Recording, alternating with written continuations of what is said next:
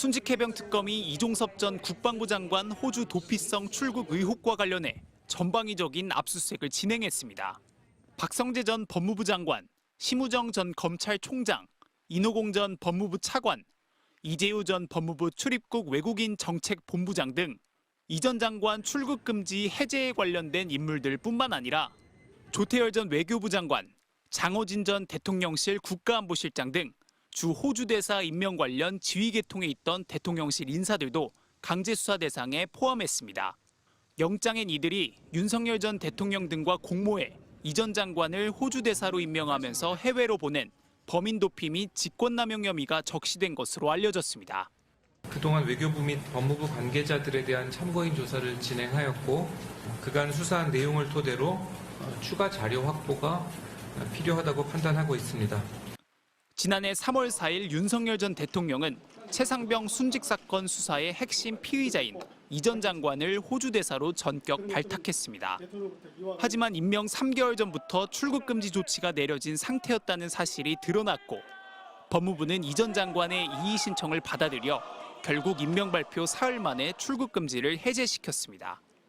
박성재 전 장관 측은 호주 대사 임명 절차는 박 전 장관 임명 이전에 이미 진행됐고 법무부는 공수처의 출국금지 연장 요청도 받아들였다며 출국금지 해제와 관련해 부당한 지시를 한 적 없다고 밝혔습니다.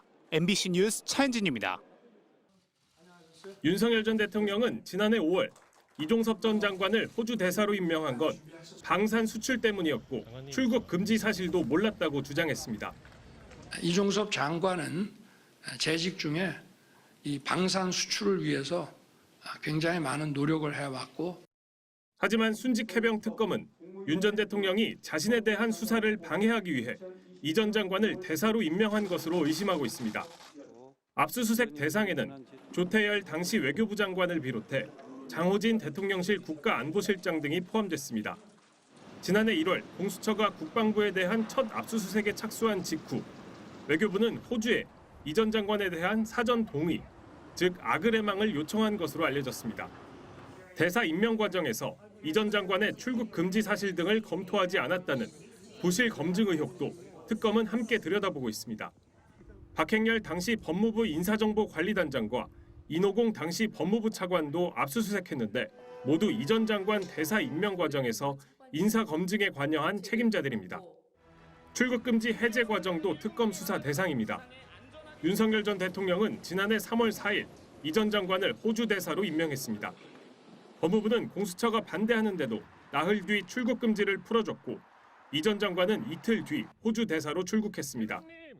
특검은 박성재 당시 법무부 장관을 비롯해 심우정 차관과 이재유 출입국 본부장을 압수수색했는데 윤 전 대통령을 범인 도피 혐의 공범으로 적시했습니다.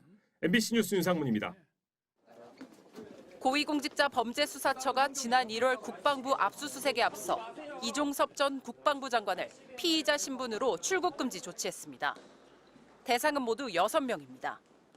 이 전 장관과 신범철 전 국방부 차관, 유재은 법무관리관 등 국방부 수뇌부가 포함됐고 해병대 김계한 사령관, 국방부 김동혁 검찰단장과 박경훈 조사본부장도 출국금지됐습니다.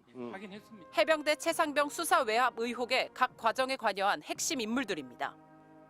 유재은 법무관리관과 김계한 사령관은 해병대 수사단에게 경찰 이첩을 미루라는 지침을 전달한 인물로 지목돼 왔습니다.